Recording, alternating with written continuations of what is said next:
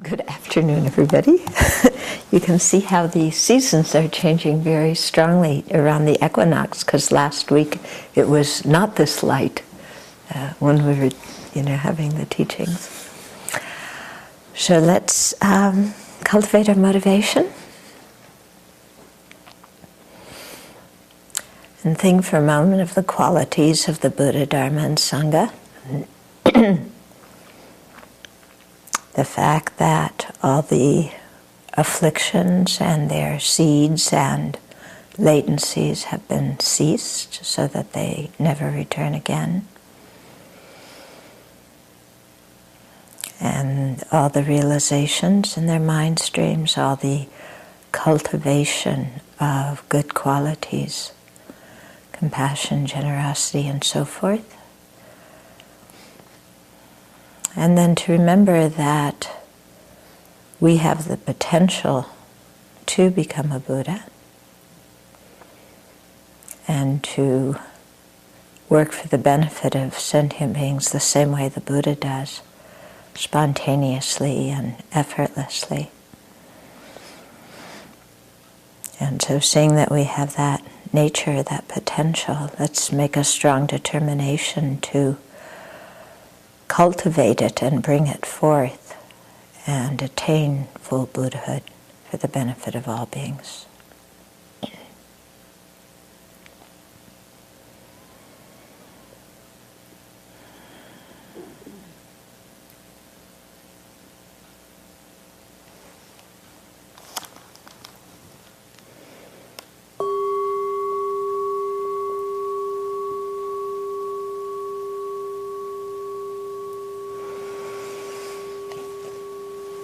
So here we're seeing the Buddha as our refuge, but also as our role model.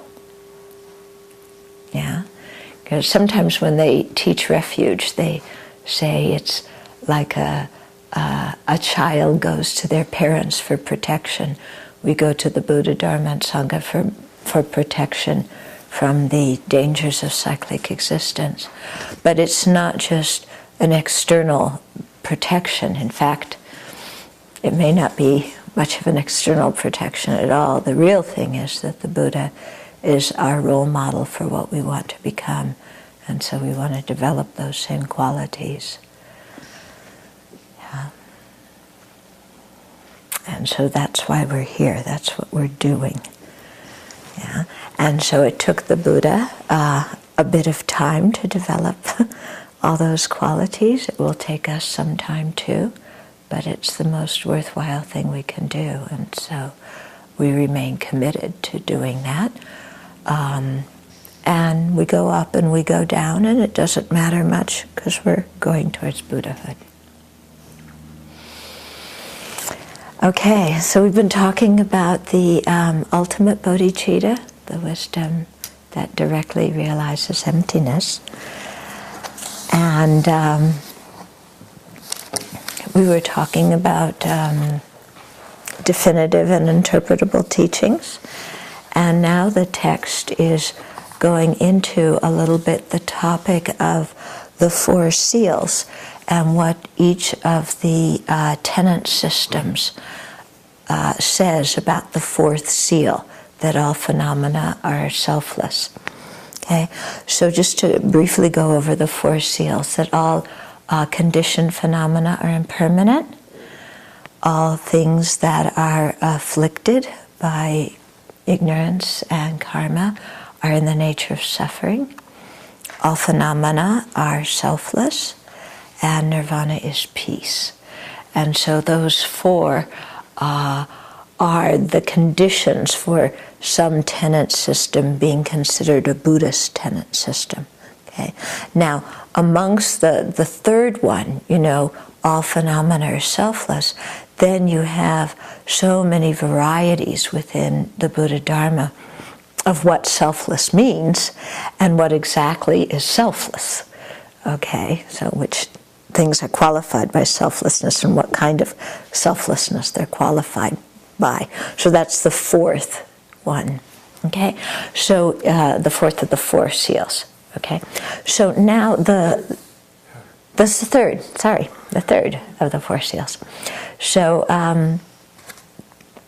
now we go into, the book goes into what the different schools assert as selflessness.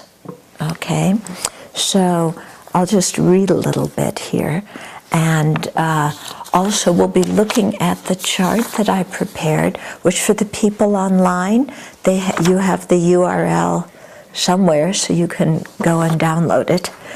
Okay. Okay.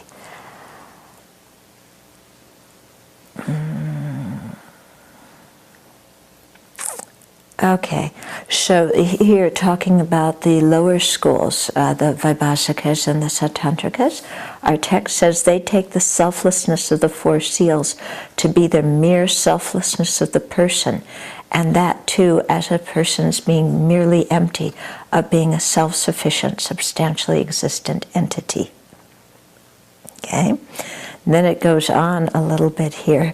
I'll read a little bit. I'll read off and on where the translation is okay. For these great pioneers who propound the system of mind only, the seal concerning the selflessness implies the selflessness of both persons and phenomena. And with respect to the latter, the selflessness of phenomena is the distinct identity of the object and the perceiver. They assert that the lack of such an identity, that's not a good translation. Okay,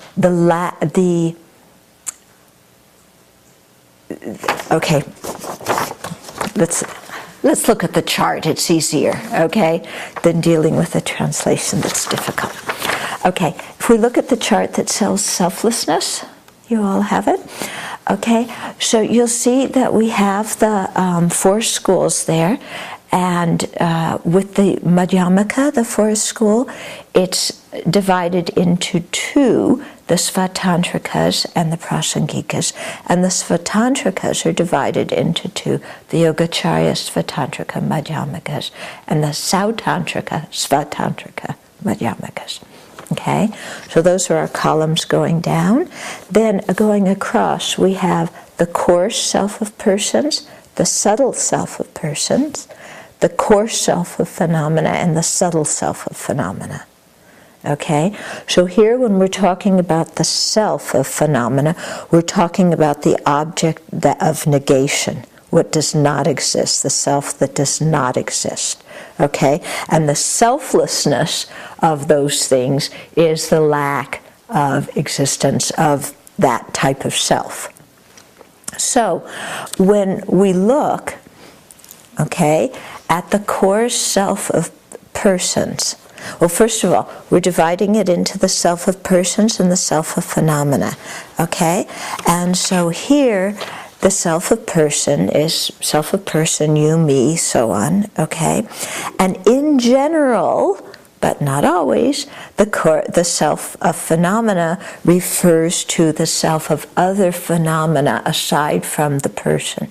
But this is not always the case in all the schools. It's only a general statement, okay? And the reason it's divided into persons and phenomena is because those are the two things that we're mostly concerned with. Yeah, in specific, negating the self of persons is, we'll put it this way, grasping onto the self of persons is our big problem. And so refuting that incorrect self that does not exist is going to be something very beneficial for us.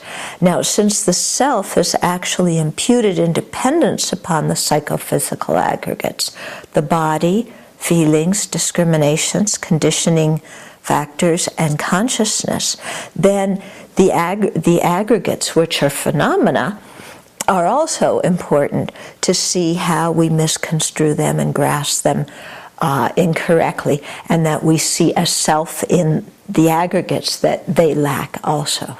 Okay? So if we look at the self of persons, okay, the wrong notions we have about persons, and here specifically when we're talking about the meditation on selflessness, the selflessness of persons refers to our own self, not to the self of other people, okay? So, you know, it's specifically our own, because that's the one that where we really get into trouble. Okay, because when we look at the 12 links, the first link of ignorance is that self-grasping at our own I and mine. And that's the one that sets the whole thing in process by creating karma and, you know, and causing rebirth and so on. Okay, so when we look at the self of persons, the wrong conceptions or the wrong graspings we have, you know, at what kind of object we're grasping at, there's a coarse and there's a subtle. Okay? So for all of them, if you look in your chart, the coarse self of persons, that's the self that does not exist, is the permanent, partless, independent one. Okay? And we talked about this before. Okay, so permanent means that it is totally unchanging, even from one life to the next. Partless means that it's a unitary whole. It isn't made of moments or anything, you know, or even components of things. And independent, in this context, means it doesn't depend on causes and conditions. So that's the idea of an Atman that was popular in Hinduism, or a soul that's popular in theistic religions in the West. Okay, so that's considered the coarse self of persons that doesn't exist. Okay? So we talked before a little bit about why it doesn't exist. Yeah? Because if there were a permanent soul or self, yeah, then it should, you know, we should be able to find it somewhere. And it's something that can't change. Yeah. So if there's some unchanging nature, then it has to be completely, you know, distinct from our aggregates and distinct from everything else, because it's very clear that our aggregates are changing. Yeah. And so such a soul or self, you know, it couldn't feel anything, it couldn't experience anything, because it would be totally permanent. Okay? And it would be some unitary thing that, you know, is never affected by any other factor. Yeah. So that becomes quite difficult to believe in, yeah, if you really apply logic and reasoning. Now, for all of the schools, again, we're not talking about prasangika here, but all the ones, the non-prasangika system, then the subtle self of persons is a self-sufficient, substantially existent person. So this is a person that's the controller. Okay? Do we have any control freaks here? Yeah? So this is the controller. And specifically, it's the one that thinks, it's the self that we think can control our body and mind. Yeah? So it's the one that's in control.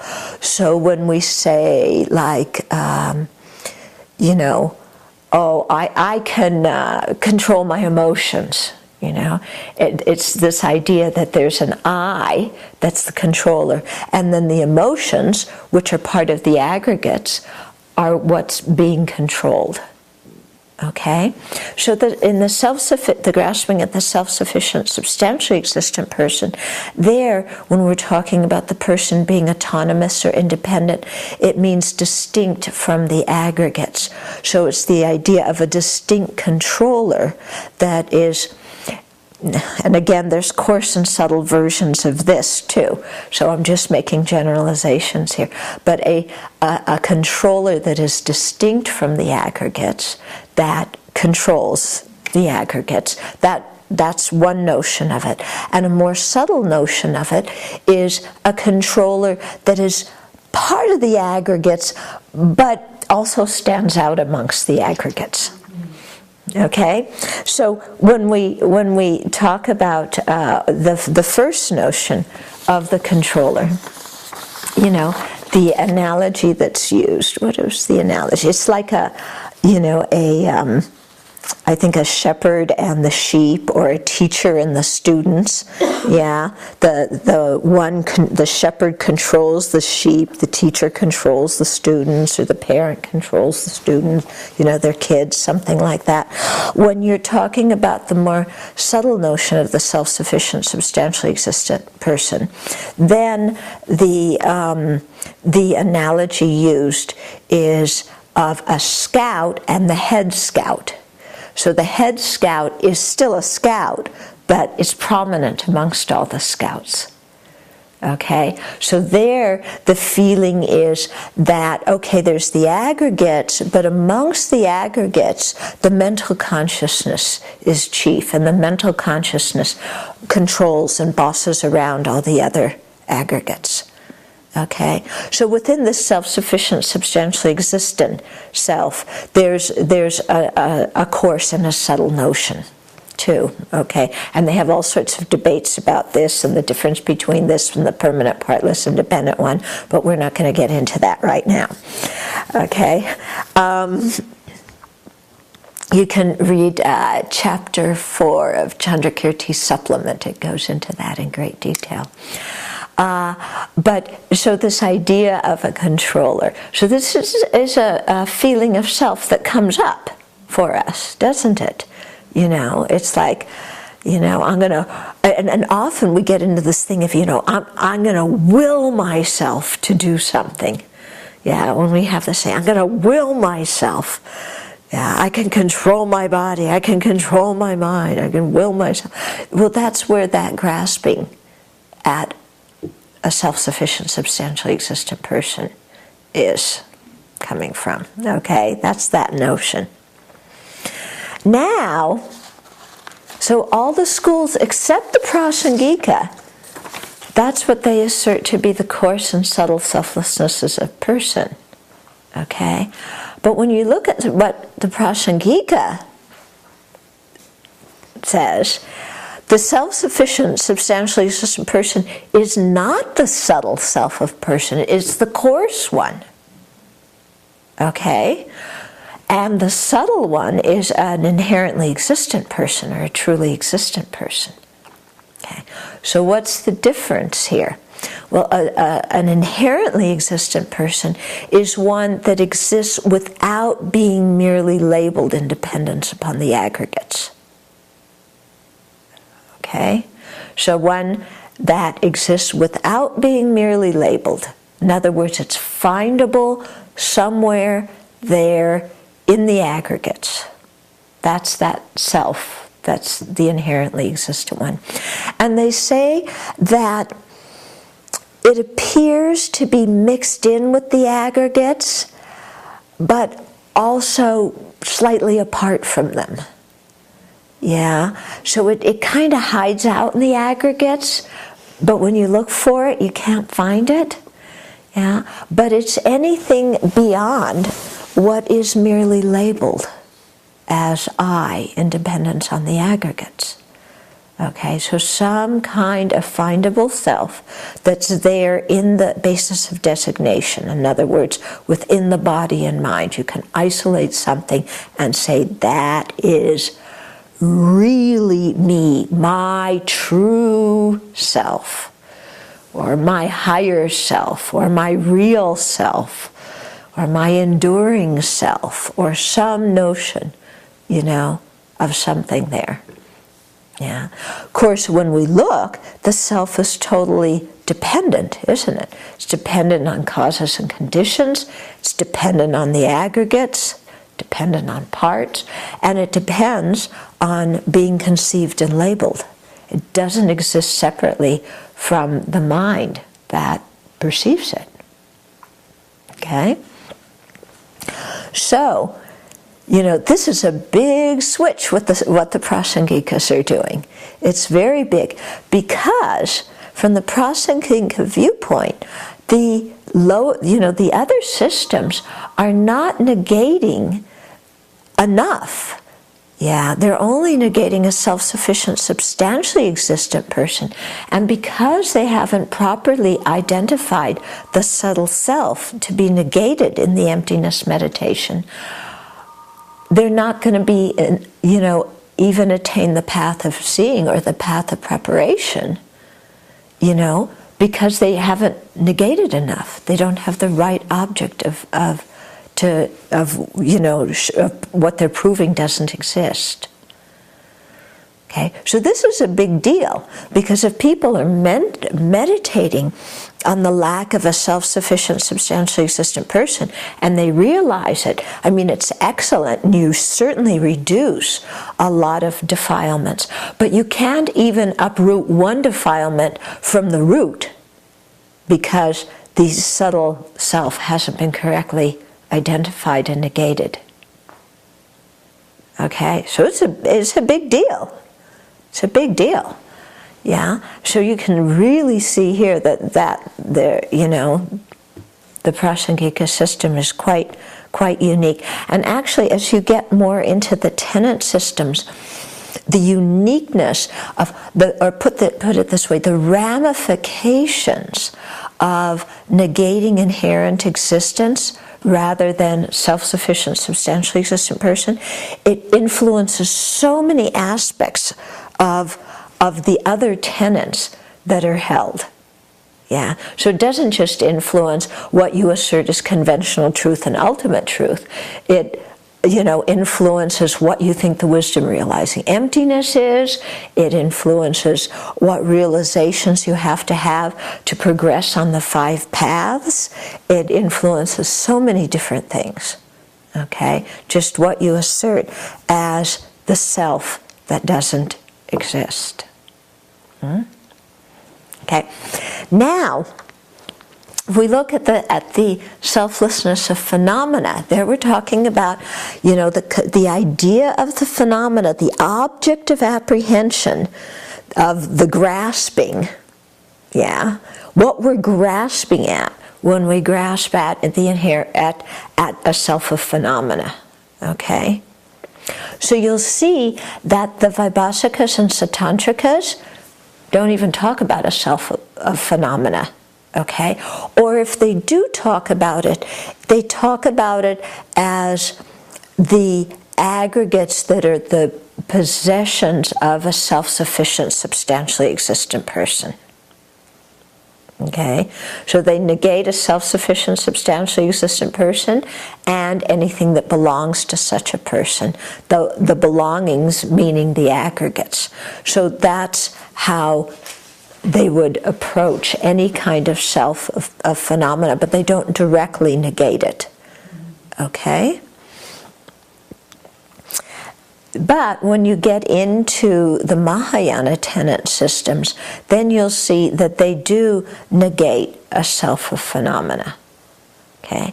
So with the Chittamadrans, yeah, then their idea of a self of phenomena, the self that doesn't exist, is the subject and object as different entities. Okay? So what they would say, well, they negate 2. One is the subject and object as different entities. The second self of phenomena, and some people say that these 2 are the same, but it's just different ways of looking at them, is phenomena existing by their own characteristics as bases of labels. Okay, so let's talk about what these terms mean. Okay, so the subject and object is different entities. When we look at something, okay, if I'm going to look at this cup, yeah, the cup appears to me to exist out there separate from my mind. From the Chittamatra viewpoint, the same karmic seed, yeah, the same seed gave rise to the object of the perception, the cup, and the subject of the perception, my eye consciousness that is perceiving the cup. Okay, so for them, the self of phenomena is the subject and object appearing to be different substances, to be independent of each other, because they say that the same seed on the foundation consciousness, when it ripened into both my mind and the cup. Okay?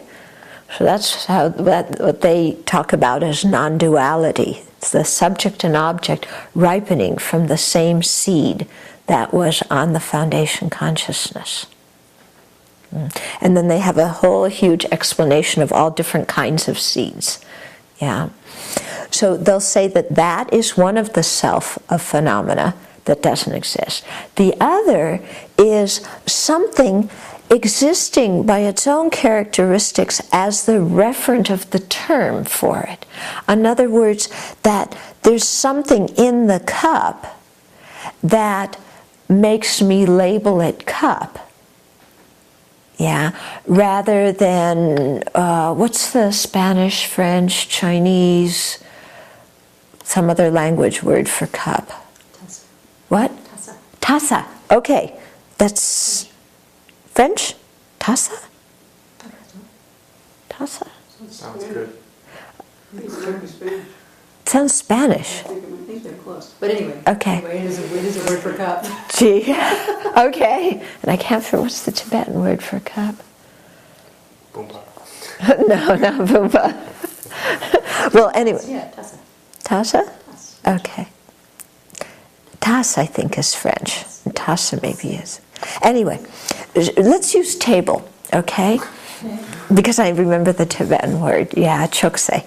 So, if the table existed by way of its own characteristics as the basis, of the label table, or as the referent of the label table, then we couldn't call this thing chokse, or we couldn't call it table, or we couldn't call it, give me some other words.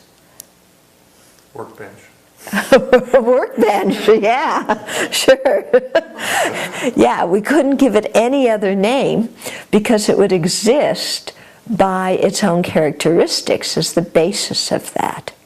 Okay, so that's of course a very gross example, but it's getting us used to the idea that things are imputed, but that there's nothing in it that can really be the basis of that particular word, because then you couldn't call it any other word in any other language or even any other word in English. Okay? And it really couldn't function as something else either? Could it be an altar and could it be a table? Could it be it couldn't have that name, it couldn't function as that thing. They talk more about the name though, okay, not so much the function, but it couldn't have any other names. It couldn't be an altar, it couldn't be a table, or both of them, yeah. It would only be one thing. So that's what the Chitta Mantras talk about as the selflessness of person, the subtle selflessness of phenomena. Okay, those two things. Yeah, that external objects don't exist from their own characteristics as the basis of the label, and that the subject and object, don't exist separate from each other, but they're not different substances, but they both arise from the same seed on the foundation consciousness. Okay? Then, if you go up into the Satantrikas, okay, let's just leave the Yogacarya Svatantrikas for the time being. Let's just talk about the Sautantrika, Svatantrika, I'm getting all my terms mixed up. But there, what they say for the selflessness of person is a truly existent persons and phenomena. So for them, the subtle selflessness of person, of phenomena, is truly existent persons and phenomena. Okay? So here you see a difference from the Prasangika. In the Prasangika, the difference between when we're talking about self of persons and self of phenomena, is the actual object, whether it's our own self or whether it's the phenomena. For the Svatantrikas, the difference between them is what you're negating. Because on the self of person, what you're negating is a self-sufficient, substantially existent person. Okay, but the subtle self of phenomena, you're all negating a truly existent person. Okay, so it's not just the object, the person or phenomena, it's also what you're negating. Yeah? When you say what you're negating, you mean what type of, way of existing you're negating? Yeah, the self. Yeah. The self, what you're negating. So for the Svatantrikas, the self of person is the self-sufficiently substantially existent person. The self of phenomena is a truly existent person and truly existent aggregates or any other kinds of things. Okay, so then what does truly existent mean to the Svatantrikas? Yeah, so because the Chitta Madrans assert true existence, so the Svatantrikas are negating, the true existence that the Chitta Madrans are asserting. Okay, now for the Svatantrikas, what they consider exists, we'll put it this way, not, where is it? Okay, what exists by being merely posited by the force of appearing to a non-defective awareness. That is what is existent for the Svatantrikas. What the self that doesn't exist for them is something that exists without being posited by the force of appearing to a non-defective consciousness. Okay, let's take this apart. Okay, so something that the self that doesn't exist is a self that exists without being posited, without being labeled, by the force of appearing to a non-defective awareness. Okay, now a non-defective awareness here means a mind, a consciousness that isn't affected by a superficial cause of error. Okay, so with our sense consciousness, a superficial cause of error, you go like this, and then everything's blurry, or you see two of things, or you're riding in a train and things look like they're moving, or you look in a mirror and it looks like a real face, or these kinds of things. Or in terms of a defective mental awareness would be a mind that grasps at a permanent, partless, independent self, or a mind that grasps at a self-sufficient, substantially existent self. So a mind that's influenced by wrong tenets, okay, that has the wrong tenets and the acquired ignorance of permanent, partless, independent self and self-sufficient, substantially existent person. So those are considered defective, superficial defects in the mental awareness. Okay, but with our senses, there's lots of things that happen, where we can't see something clearly, or you're seeing something through sunglasses. So there's some error. And so these are errors that, most people can recognize. Yeah. So a mind that's not affected by that. Yeah. So for the Svatantrikas, for something to exist, it appears to a non-defective awareness, and it is posited by our mind. So for the Svatantrikas, we're going back to when Guy was talking about Bhava Viveka, There's something from the side of the object, and there's something from the side of the subject. Yeah, from what's there from the side of the object is it's appearing to a non-defective awareness, and what's coming from that's coming from the side of the object. What's coming from our side is we label it. So it's the whole idea of there's something in that object on a conventional level that makes it what it is, because otherwise anything could be anything. Yeah, so there's something in the cup that makes it a cup, plus I label it cup, and then that way it becomes a cup. So something that exists without those two things happening. There's something, it's appearing to the force of a non-defective awareness, and I'm positing it. So that's their self of phenomena that they're negating. Okay? You with me?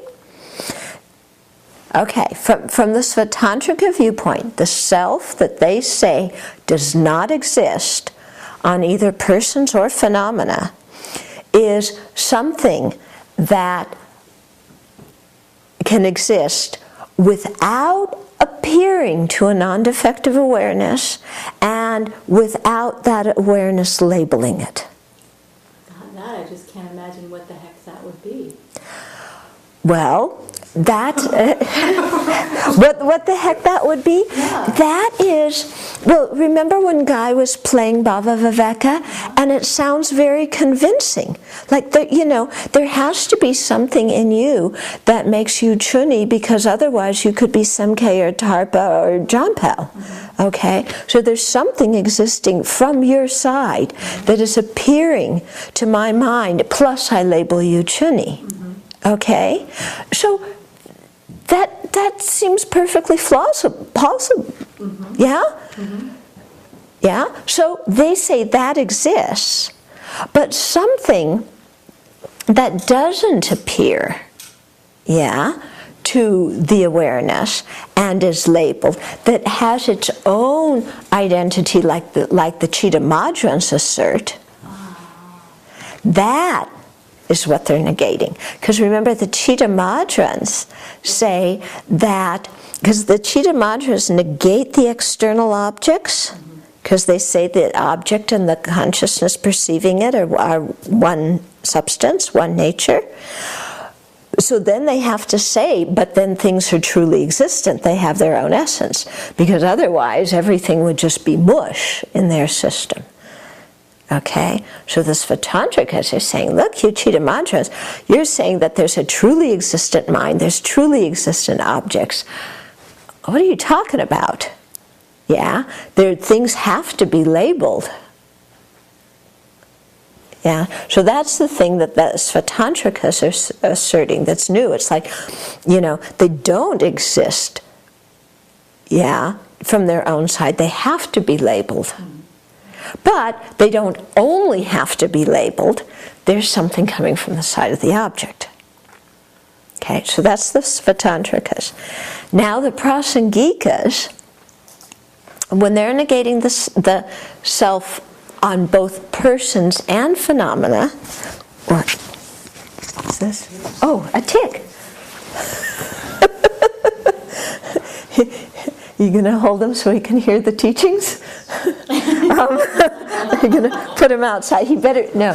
He has to hear the Prasangika. Okay. because there's this story. I'm gonna take a little. You need a little break from the philosophy right now. The Tibetans tell this story of. There was one monk who did so well in all the debating classes, as he was progressing up to the debating classes, until he got to one class, and then he just got completely stuck, and it's like he couldn't get it. His intelligence really failed him. So there was somebody who had clairvoyance who realized that in a previous life, that monk had been a spider. And in the debate ground, when the way they line up, is they line up according to the classes. So the spider was here, and he was walking up, all the debate classes, and so he heard the debates from the little kids, and then the debates from the teenagers, and the debates from the adults, and he got up to a certain position hearing all those debates, and then somebody saw him and took him away. So he was reborn as that monk, and he could do all the other debates really well because he had heard them all before when he was a spider, having that seed planted on his mental consciousness. But when he was taken out, he no longer had the seeds, so he couldn't do the debate. So that tick has to hear the Prasangika view, okay? So, and then you can take him outside. So when the prasangikas are negating self on both the persons and phenomena, they're negating inherent existence. And to them, true existence, inherent existence, substantial existence, existing by way of its own characteristics, existing from its own side, all these things are synonymous.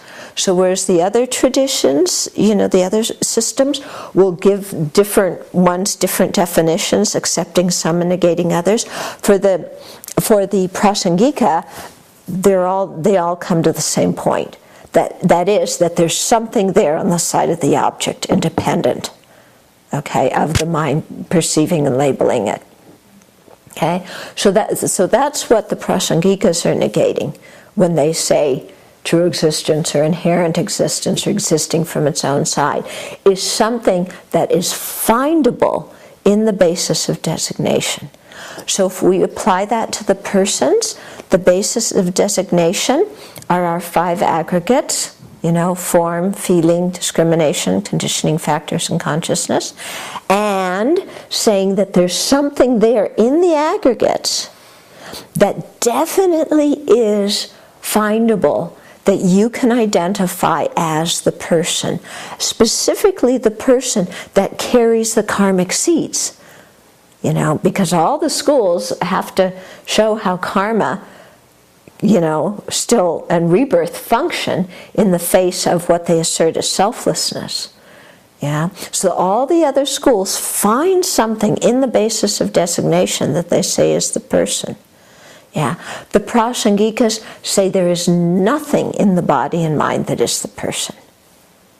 Absolutely nothing findable in the body and mind. That the person is only what is labeled independence on the body and mind. And so similarly, when they talk about the cup or the body or the consciousness or our feelings or the clock, whatever it is, all those things exist merely by being imputed by term and concept. And here, merely is negating existing from their own side. Merely is negating it having some findability in the basis of designation. Okay? So that's what the prasangikas are negating. So you see, when it comes to that 4th one, that all phenomena are selfless, there's a variety of different views about that. And when you really think about them, and and you're analyzing, well, what would a permanent, partless, independent person be like? What would a self-sufficient person, self-sufficient, substantially existent person be like? What would an inherently existent person be like? Or what would a truly existent person be like?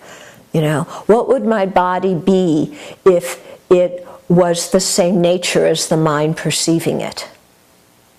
Yeah. What would my body be like if it was, it existed by its own characteristics as the basis of designation of body?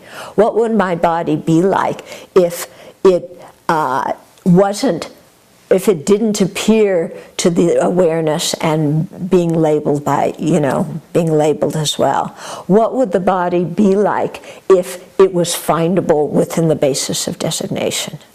Okay, so you start thinking about all these different ways, that things could exist, And you start identifying these different selves, and then you start saying, well, you know, could any of them really exist? Yeah? I mean, what would happen if things existed that way? Yeah? So when we have the big debate between the Svatantrikas and the Prasangikas, like Guy so skillfully did, impersonating both Bhava Viveka and Chandrakirti, you know, you can see that with the Svatantrikas, there's something, like within me, there's something that makes me me on the conventional level. You can't find it when you analyze, but there's something that makes me me that is also imputed. Okay? The Prasangikas look at that, and in a way that seems perfectly reasonable, because otherwise, if there wasn't some distinguishing characteristic that made me me, then I could be anything. But the Prasangikas look at it and say, if there is something that is some distinct characteristic that makes you you, then there's absolutely no need for any kind of labeling at all. Because it's something right there, findable in the basis of designation. And that seems pretty reasonable too, doesn't it? But then, so you go back and forth, you know, because the way each one objects to the other system makes sense. But then what each system itself says makes sense too. So then you have to go back and forth. Well, which is it, you know? Could things really exist? Was something findable there? Okay? And most of the schools say there has to be something findable. Yeah? So that's where we move into, if you turn your sheet of paper over, the chart that says the person on the bottom of the page.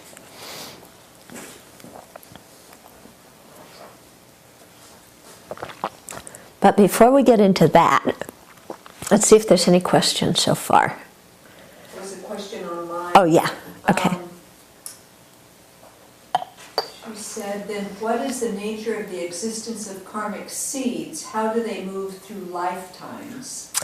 Well, that's where we're getting to when we talk about the person, so we're coming to that. Okay? Well, how karmic seeds move through lifetimes, we're coming to it. Yeah? Many questions, but I can start with, it sounded like you were saying that the self-sufficient substantially existent self was an acquired ignorance in relation to the Svatantrika Madhyamika negating it. No, for the Svatantrika Madhyamika, self-sufficient substantially existent person is innate. Okay. Yeah. And then with the two mantras, if they say that the cup and the mind viewing the cup arises at the same time, what happens when we turn away from the cup? Okay, so for the Chitta Mantras, if they say that the cup and the mind viewing the cup arise from the same karmic seed, what happens if I look this way? Does the cup disappear? Okay, well, the cup I perceive disappears. Okay, because no karmic seed is ripening for its appearance in my mind. But because there are other people who have the karma to have the appearance of the cup and their mind stream coming from their own karmic seeds, then the cup exists. Yeah. And then back to the question I asked you a couple weeks ago, which is if both Vaibhasikas and Svatantrikas negate self-sufficient substantially existent person, what's the difference between the two schools? Oh, okay. So if both the Vaibhasikas and the Svatantrikas negate self-sufficient substantially existent person, what's the difference between them? In terms of what they say as selflessness, there's no difference. Okay, they both negate the same thing. But in terms of what they assert to be ultimate truths and conventional truths, then there's a big difference. Okay, and we'll come to that when we look at the chart on convention. Well, it's a pretty big difference. Yeah, it's a pretty big difference. There's some smaller differences in terms of, I think pretty much the way they assert the path is pretty similar, but the Vaibhasikas believe in non-revelatory forms and the Sautantrikas don't. So there's no Buddhist school that negates a permanent unitarian independent self, but then asserts a self-sufficient substantial existence. Okay, self. so is there a Buddhist school that negates the permanent partless independent self, but accepts a self-sufficient substantially existent self? It seems like there shouldn't be. Sometimes they say that there's one kind of Vaibhasika that is a little bit unclear. They say the self is inexpressible, is permanent or impermanent. One of the sub-schools where it's a little bit unclear exactly what they negate. But pretty much all of them negate self-sufficient, substantially existent person. Okay, yeah? The third seal says all phenomena are selfless, Yeah. but not everyone clearly accepts that you need to go to the level of phenomena. Right. So it seems kind of So when they say there all phenomena are selfless, remember I said that's for the Vaibhasikas and Sautantrikas, they say they're negating a self-sufficient, substantially existent person and things that belong to such a person. So that's the way they include all phenomena are selfless, by the things that belong to such a person. Okay? Okay. Any other questions so far? Yeah. So it takes some time to get used to this terminology and these kinds of ideas. Yeah, it's interesting because you guys are doing much better than before when you heard these things. So the people online, you know, if this is your first time hearing this, don't despair. It'll get more familiar, you know, and then you can start thinking about it and picking it up. Okay, but it's quite interesting to look at our own ideas. You know, and especially since we grew up in a theistic culture, you know, do we ever have this belief that there's a permanent, partless, independent me? Yeah. Now, also I should say that a permanent, partless, independent soul or self is considered an acquired one. You know, grasping at such a self is an acquired one because it purely arises through the force of our of wrong tenets and incorrect philosophies. So it's not an innate one. Whereas the self-sufficient, substantially existent one is innate. Yeah, but there's also an acquired version of it because you can, through having different tenet systems and ideas and things, create such a self that you believe in. Yeah, the innate level of self-grasping goes with us automatically from life to life, and it exists in all the different life forms. You know, the kitties have it, our friend the tick has it, hopefully not forever, you know, but this is, you know, the innate one is common to all the living beings.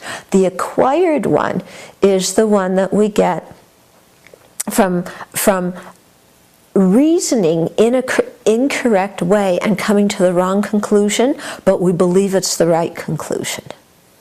Okay? And so some people can look, you know, for example, and they say, well, the body and mind are both impermanent, but so there has to be something that goes from one life to the next that is permanent, that carries the karma, because if everything's impermanent, you couldn't posit anything that went from life to life. So they posit a soul, you know? Yeah. So you're, you know, through your conceptions, you develop some kind of wrong idea. So that's acquired. Yeah. The acquired one is easier to get rid of than the innate one. But the acquired one can also be very, very sticky because we've used wrong reasoning. We've used reasoning of some sort to come to that conclusion. So you have to undo all that wrong kind of reasoning to even let go of the acquired one. Yeah? The controller that's not part of the aggregates, Mm-hmm. it has to be related to the aggregates. Yeah, so the controller that's not part of the aggregates has to be related to the aggregates. Well, that's why it's difficult to assert that kind of controller, isn't it? Yeah. Yeah, because if it were totally unrelated to the aggregates, then how is the person related to the aggregates at all? Yeah, it becomes very similar to the permanent, partless, independent one.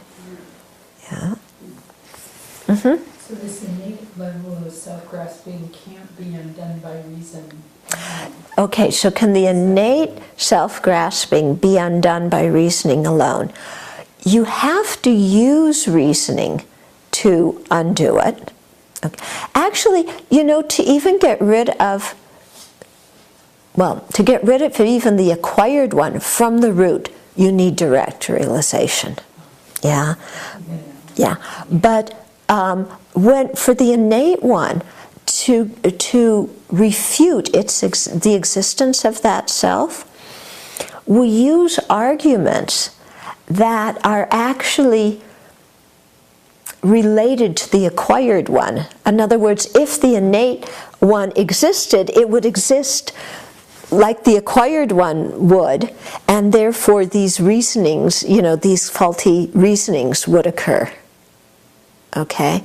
So, for existence, when we say that one of the consequences they use for, if the person were inherently existent, then it would be permanent. Okay? Now, permanent is not the meaning of inherent existence. Yeah. But if it were inherently existent, it would have to be permanent. Yeah? And so, you use reasoning like that to refute the existence of the innate self. But what do you need beyond reasoning? What do you need beyond reasoning? You need the union of serenity and insight on the object of that selflessness, so that you have a direct perception of the selflessness. Okay? So only reasoning alone, it can counteract the acquired one superficially, but it can't even get rid of the acquired one from the root, let alone the innate one from the root. You need direct perception. Yeah. Mm-hmm. If with the lower two schools, if they assert the self-sufficient, substantially existent person, and I'm guessing that many of them identify the mental consciousness as being that person, that would seem the most reasonable, right? How does that mental consciousness exist substantially? Okay. So if the lower two ones, if they assert a self-sufficient, substantially existent person, and they're trying to isolate something that continues from one life to the next, then it seems likely that most of them would pin the tail on the mental consciousness. That's more or less accurate. We're going to be getting into all the different things, That's kind of accurate, but doesn't apply to all of them, okay? So then your question was, if it's the mental consciousness, then isn't that mental consciousness substantially existent? Well, how could it exist substantially? Substantial to me means substance. Okay. Like matter. Or Okay. So substantial existence doesn't mean substance like matter. Here, substantial existence means that you can perceive that object without something else having to appear to the mind.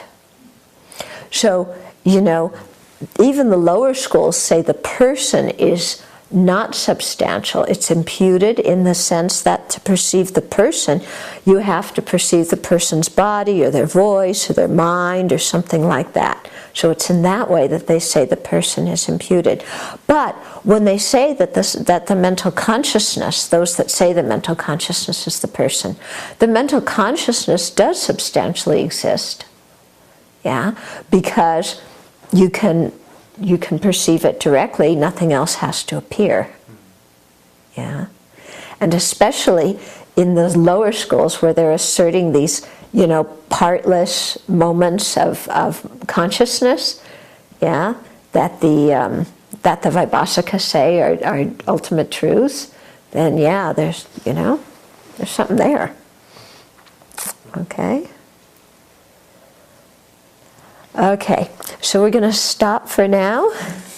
Yeah, I think that's good because I think you have enough to digest. And then next week we'll talk more about if there's something findable, then in terms of the person, what do each of the schools pick out as being the person? Yeah, and what are some of the defects that come if you assert that kind of person? Yeah. So for this week, try and look inside your homework. Yeah. And first, just look at the permanent, partless, independent self. And is this something that you have a feeling exists because you were taught that when you were a little kid? That you have some soul that will go with you into the next life, that's unchanging, like that. Is there one part of you that believes that? And then look and see, a self-sufficient, substantially existent one, some controller, some boss that's the boss of the aggregates that can control the body and mind. Okay, is there a me that feels like that? Yeah. And then, is there a me that feels like it exists completely independent of term and concept? Yeah? And so you kind of look at these different ones and, can I find that notion of a self within me? Okay.